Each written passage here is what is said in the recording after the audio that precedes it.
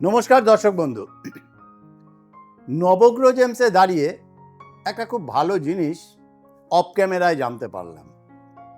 এইবার অন ক্যামেরায় সেগুলো আপনাদের সঙ্গে শেয়ার করব, কারণ এখানে এসে আমরা যেমন অনেক কিছু জানতে পারি, আপনারা এলে ঠিক সেই জিনিসগুলো সঠিক মূল্যে পেয়ে যান। দেখুন, এতদিন তো আমরা জেনেছি যে কোনো রত্ন পড়তে গেলে অ্যাস্ট্রোলজারের দরকার হয়, কিন্তু উইদাউট অ্যাস্ট্রোলজার কিছু রত্ন ধারণ করা যায়, সেরকমই একটা বিষয় নিয়ে আজকের আলোচনা।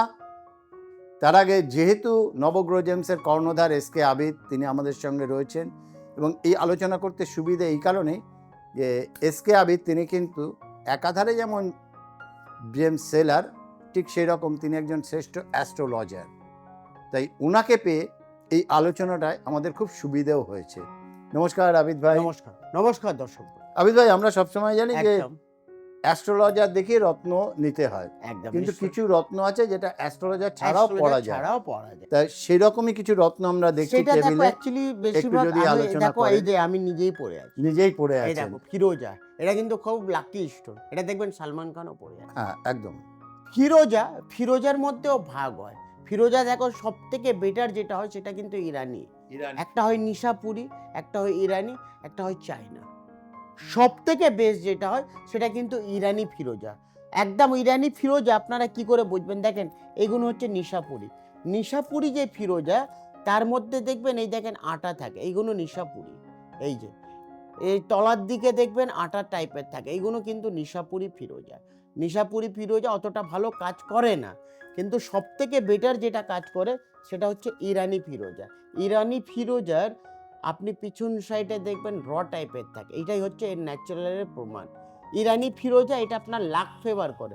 যে কোনো মানুষ যাদের মানে সব কাজে, মানে বেশিরভাগ এটা শুক্রর জন্য, যারা বেশিরভাগ শুটিং লাইনে, বেশিরভাগ 99 বা রাজনীতিতে আছে, অথবা যাদের নাম ফেম নেই, তাদেরকে বলবো আপনারা ফিরোজা ধারণ করবেন। আচ্ছা, ফিরোজা এটাও তো ফিরোজা না? একদম সেম, সব ইরানি। এই যে সব ইরানি যতক্ষণ ফিরোজা। এই দেখো এটাও ইরানি, এই সব ইরানি একটু কোয়ালিটির বড় ওপরে। দেখো এই সাইজের। দেখো এগুলো সব কোয়ালিটির ওপরে, এগুলো সব ইরানি ফিরোজা।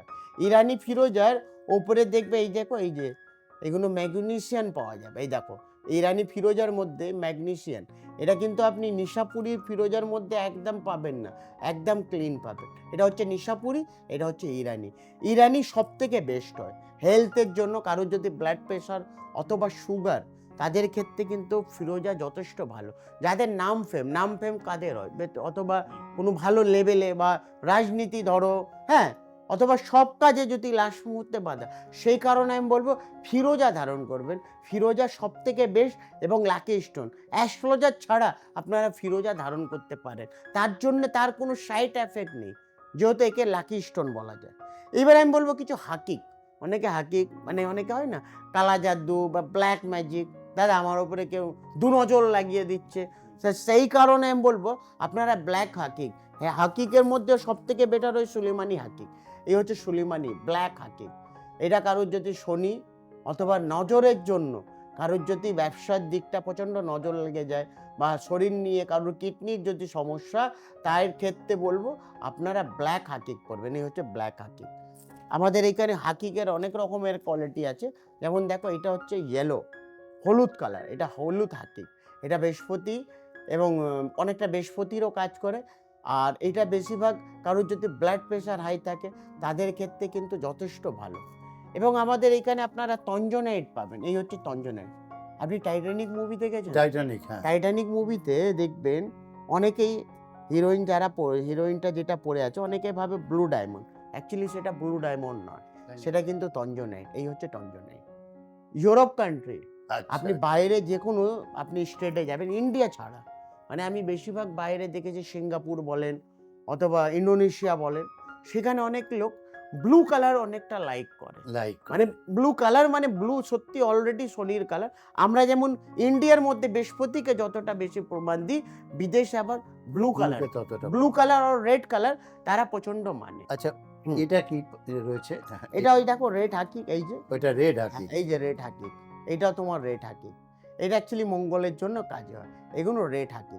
তো কোয়ালিটি অনুযায়ী শুধু পাথর পড়লে হয় না, পাথরের মধ্যে সব থেকে বেশ হয় ইরানি ফিরোজা, হাকিকের মধ্যে হয় সুলিমানি হাকিক।